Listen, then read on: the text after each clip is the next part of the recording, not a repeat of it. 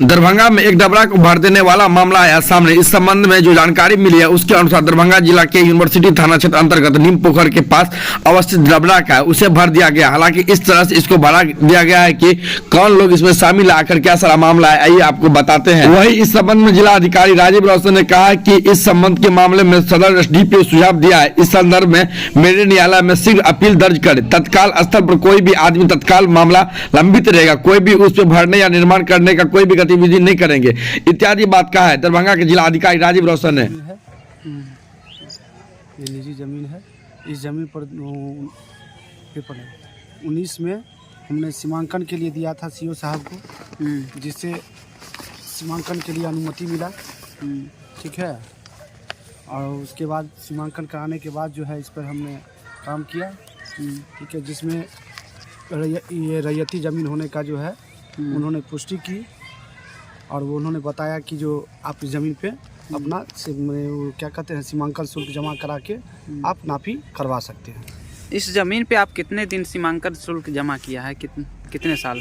19 में ही किए थे। 19 में किए थे जी। उससे पहले भी किए थे या उससे बाद भी? पहले नहीं, उससे पहले नहीं। उससे पहले नहीं किए थे। जब हम यहाँ आए, जब हम बाहर रहते थे, हम यहाँ आए तो पता चला कि कुछ आदमी सब मेरा ज़मीन जो है सो अपना घेर लिया है। तो हम सोचे कि भाई हम तो बाहर रहते हैं, यहाँ पर मारपीट करने से तो निदान नहीं है। तब हम चले गए अंचल में सीमांकन के लिए दिए। और वहाँ से सीमांकन हम जब करवाए तो पता चला कि मेरा ज़मीन जो है कुछ लोग सब अपना घेरे हुए, जैसे आप देख सकते हैं उधर बगीचा बनाए हुए हैं, इधर भी घेरे हुए हैं, देख सकते हैं। ठीक है, और इस तरफ भी घेरे हुए हैं।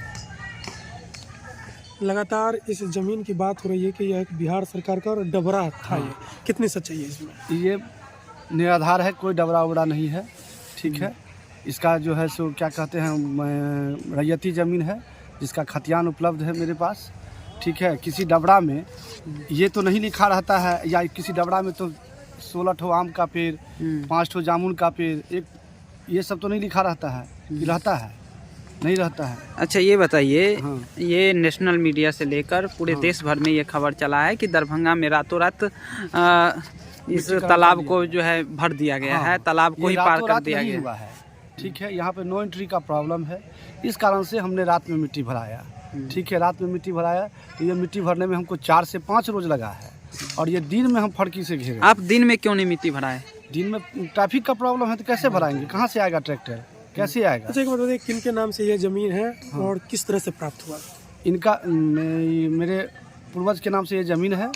ठीक है, और राज्य द्वारा प्राप्त है, राज्य से बंदोबस्त है, 1945 ईस्वी में बंदोबस्त है। ठीक है, बंदोबस्ती के आधार पर मेरा प्राप्त है, जिसका सत्यापन पूर्व जो सीओ थे वो भी करवा चुके हैं। जमीन पर केस भी चला, कोर्ट में भी मामला गया? हाँ, कोर्ट में गया मामला गया। जब मोहल्ला का कुछ लोगों का कहना हुआ कि ये बिहार सरकार का ज़मीन है, उस पर सीओ साहब क्या किए, जो इस पर जमाबंदी रद्दीकरण का केस किए डीसी साहब के यहाँ।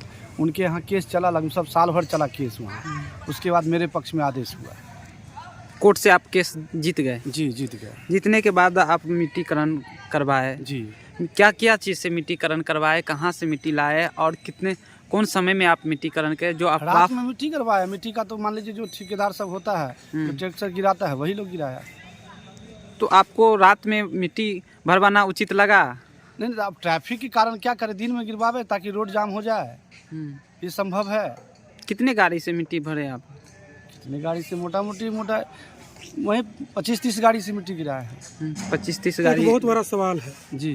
पिछले दिनों यहाँ सदर एसडीपीओ अमित कुमार आए थे जी। उनका कहना था कि जब वो आए तो यहाँ जो भी लोग थे वो भाग खड़े हुए। नहीं, ये गलत है। हम लोग यहाँ पर लेबर काम कर रहा था, ऑनर को बुलाया ही नहीं गया। ऑनर को बुलवाते तब ना कोई साक्ष्य वो प्रस्तुत करते। अब मेरे पीठ पीछे कोई आएगा, किसी तरह का रिपोर्ट बनाएगा, किसी तरह का कोई इंक्वायरी करेगा, तो उसको कौन क्या कहे? अगल बगल का आदमी तो कहेगा ही बिहार सरकार ज़मीन है, क्योंकि देख ही रहे हैं सामने चारों तरफ कब्जा किए हुए हैं। ये हम छोड़ दे तब ये मेरा ज़मीन रैयती हो गया। अगर हम विपक्ष मैंने बोलते हैं तो ये ज़मीन बिहार सरकार हो गया। तो आगे आप सदर एसडीपीओ आए थे, उनसे मिलेंगे और सारी बातों से अवगत कराएंगे? जी, एकदम कराएंगे, क्यों नहीं कराएंगे। मेरे पास आदेश का उनका कॉपी है, आप देख सकते हैं। तो क्या लग रहा है, क्यों इस तरह की ये घटना यहाँ घटी? अब क्यों घटी ये तो मान लीजिए जांच का विषय है। डीएम सर कह ही रहे हैं कि जांच करवाएंगे, तो वो जांच करवा ले।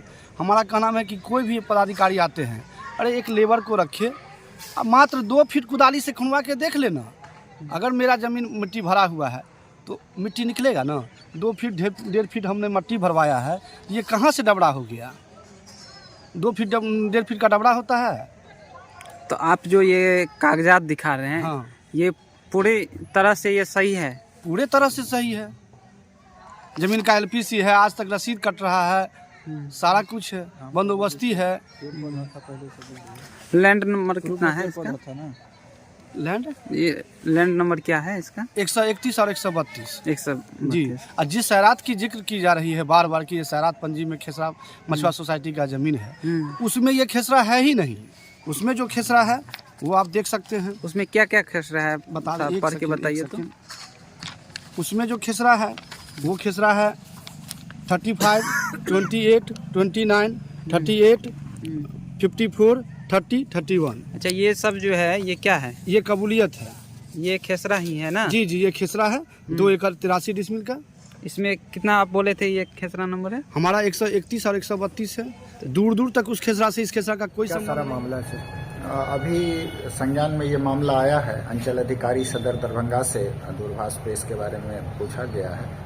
उनके द्वारा बताया गया कि उस मामले में एक मामला अपर समाहर्ता के न्यायालय में चल रहा था जमाबंदी रद्द करने के संबंध में। तो वहाँ से परिवादी के संबंध में जो आदमी हैं उनके पक्ष में निर्णय हुआ।